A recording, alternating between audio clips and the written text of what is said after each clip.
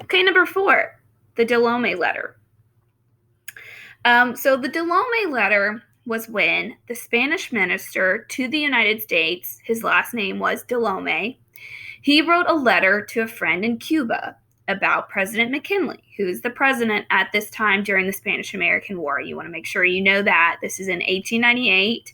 McKinley is the president. He's not dead yet. And they called him weak and kind of like a lowly politician. Now, I want you to imagine for a second if, I don't know, if Cuba were to call President Trump weak and a lowly president. Of course, Trump would take to Twitter, right? Well, McKinley wasn't too happy about this either. And what really starts to get bad is that Hearst prints the Lome letter. So the letter gets printed in the public newspapers, and this greatly upset the American people. It's kind of like, who the heck do you think you are telling us that our president is weak? Who are you, right? How dare you? And finally, what broke the camel's back here is the sinking of the USS Maine. So I would say this is kind of that's it. This is the final straw of our reasons here. So on February 15th, 1898, we had a ship in the Havana Harbor, which is in Cuba. It was called the USS Maine, and it exploded in the harbor, and 260 sailors were killed. Of course, the United States gets a hold of this information, and it's like, oh my gosh, it's the Spanish. The Spanish are to blame. One slogan that comes out of this is, remember the Maine, to hell with Spain. Now, later, 2 investigations are going to happen. There's a Spanish investigation and an American one, right? And of course, the Spanish say, the explosion was accidental and internal. It wasn't our fault. It was all accidental. The American investigation says, no, this was a Spanish mine. The American public saw this as an attack against us. In reality, it was an accident, confirmed in the 1970s, but it didn't matter at the time. You can see this was enough to make the American people ready for a declaration of war against Spain. Here you can see this is an artistic rendering of the explosion of the Maine, which I think this one, it's almost kind of comical with all the people flying out. I mean, very dramatized. And this is an example of yellow journalism. So you can see here in the New York Journal, the destruction of the warship, the Maine, was the work of an enemy. $50,000 reward for the detection of the perpetrator of the Maine outrage. Secretary Roosevelt convinced the explosion of the warship was not an accident. So you can see here they're already, blaming this on Spain. It's the work of an enemy. It's an outrage, when that's not quite true. Like, we don't actually know that. They're making these accusations that are not actually factual. But would you buy that newspaper? Probably. That would definitely maybe boost your newspaper sales. Okay, so we're now at war. McKinley is going to ask for a declaration, and it goes by pretty quickly.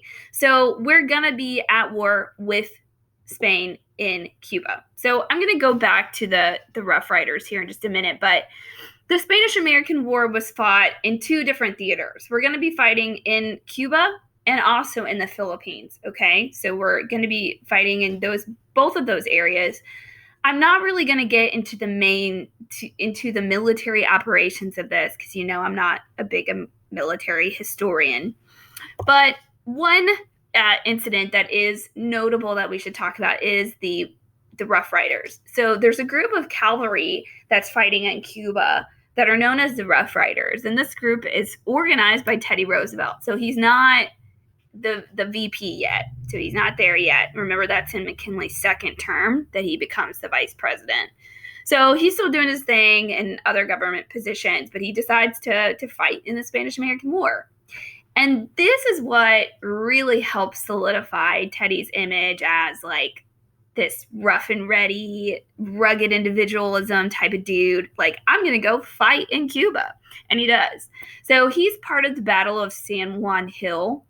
And in reality, he doesn't do all of that much, but the newspapers take this and run with it and make Teddy just this big military hero as part of the Rough Riders. And I think this is just, it kind of shows how good he was at really honing in on like what kind of person he wanted people to think he was. Think about those pictures that he posed for where he wears the kind of the buckskin cap, but he has that Tiffany knife. You know, he's creating this whole image, but this is very much him trying to put that in action. And so that's one military example from the Spanish-American War, the Battle of San Juan Hill, Teddy Roosevelt takes part in. So again, I'm not going to talk about the military pieces. I'd like for you to read that in the book. Again, there's fighting in both Cuba and the Philippines. This war only lasted about 4 months, so it's super, super short. So really, the military actions are few and far between. But we don't lose that many Americans. We have few casualties. Most of them are from illness. If you look at the amount of people who died, and you can pull up, if you Google like American casualties of war, you can compare the Spanish-American War to all of our other ones. It's absolutely the least amount of casualties, and most of them are from sickness. Particularly malaria was bad in this area that's caused by mosquitoes, right? So in hot environments, not good. But the United States gains a lot of benefits from this war. That's why it's sometimes called a splendid little war. It's very short and it's successful for us. The United States gains a lot of international respect and prestige, and we gain an empire. Both through the war itself and through payment. So we give $20 million to Spain to get some of these things and some of the territories we get through the actual war. So by the end of it, we acquired Guam, Puerto Rico, and the Philippines. We didn't acquire Cuba. Cuba is still independent, but we do acquire the ability to have a naval base there, which will be Guantanamo Bay. All of this is kind of figured out in the Treaty of Paris of 1898. Now, remember, there's like a ton of Treaty of Parises. You have to specify 1898. Of course, the Treaty of Paris ended the Revolutionary War too, so you have to specify the year because it's just where it's signed. I know that's confusing. But this is big. Look at all that territory that we acquire as a result of the Spanish-American War, and essentially Spain is out of North America. So at the end of 1898, this is kind of how we feel, where the eagle is spread across multiple lands and territories. You can see that'll be the Philippines, Hawaii, which we'll talk about in a minute, Puerto Rico, and the contiguous United States. And it says for 10,000 miles from tip to tip. So the United States is becoming this empire. Okay, and that's the end of part 2, the Spanish-American War.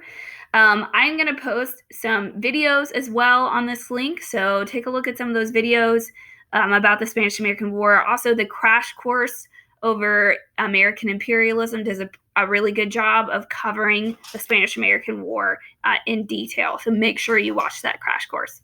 All right, bye.